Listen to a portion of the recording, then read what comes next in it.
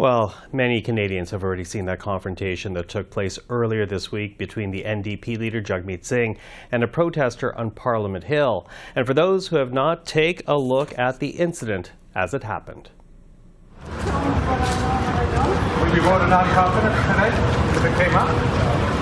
Corrupted bastard. Want to say something? What? Want to say something? I didn't say nothing. Who said that? You got something to say? I didn't say corrupted bastard, but I Is that what you said? No, I did not say Who said that. it? Who said it? Somebody behind me said that. Was it me? Was it you? No. You sure? If it was me, I'd admit it, buddy. Was it you or not? If it was me, I'd admit it. What'd you say then?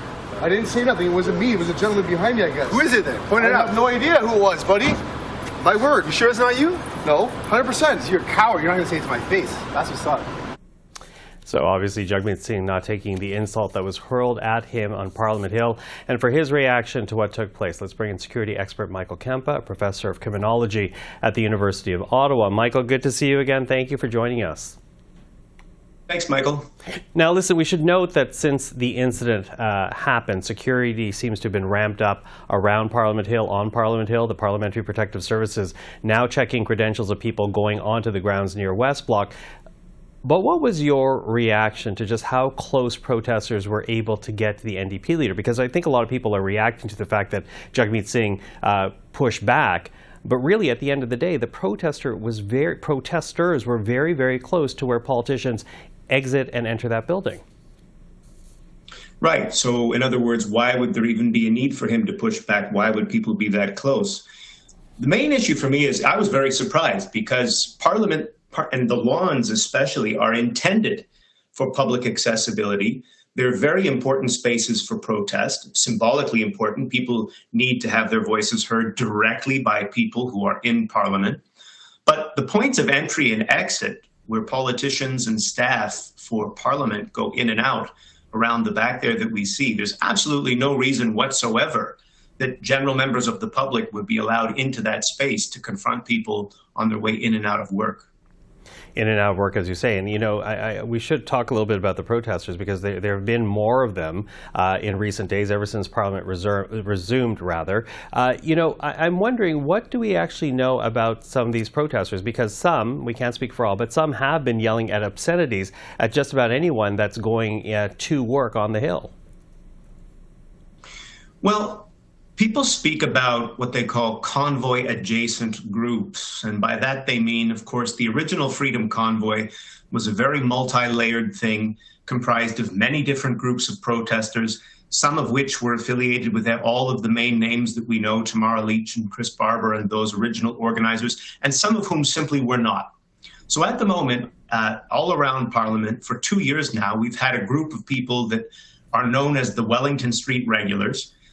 There are a small number of people that have been camped out for 2 years, and formally and informally, their numbers swell and contract depending on the state of play around Parliament. So if we have major protests moving through the area, such as the Save the Children rallies of a year ago, their numbers swell. When Parliament opens, their numbers swell. They attract members, some of whom are unknown to the main sort of the regulars on the ground, and they go about their business. So very, you could say, loosely convoy adjacent, motivated by some of the same things, but certainly not under the control of the original organizers. Mm-hmm. So convoy, Jason, as you say. But, you know, I'm wondering then, you know, if the question, as you said, is why did that even happen, where people are going in and out? What should be done here? Because, you know, we live in a time, even in this country, where there was already a Parliamentary Hill shooter. We had the would-be gunman who tried to ram the gates of Rideau Hall to get to the Prime Minister.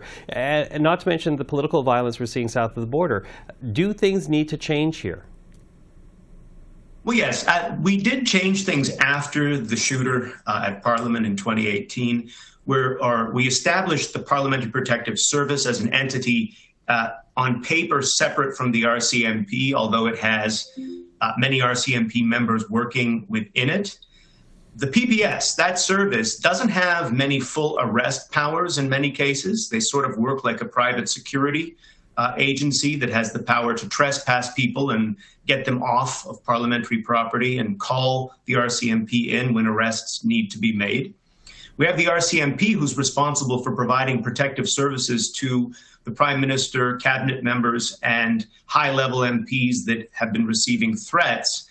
This is sort of a poor hodgepodge or coordination. There's been some talk. The head of the Federation, the union for the RCMP, would like everything given back to the RCMP. The commissioner of the RCMP doesn't think that would be a great idea. I would lean towards what the commissioner has to say, because we know that the RCMP does not have the resources or the right training structures to get people into place for what it already does. So taking on more functions, not a great idea. So what is a great idea then to actually address the security concerns? Well, I suppose you have to really get serious and say we've got a model of federal agencies that comes from the late 1800s. None of our contemporaries in the Five Eyes, the Americans, British, Australians, and New Zealanders, have maintained those structures. In the US, they have a proper federal policing service, the FBI. They have a completely separate protective service, the Secret Service, that secures politicians. Australians have something very similar. We should probably move in those lines. Either create two very distinct streams within the RCMP with different recruitment and training strategies for people who do that federal policing piece, or simply establish completely separate institutions for federal policing and the protection of high-profile politicians. Michael Kempa, thank you for this. Appreciate the time. Always, thanks.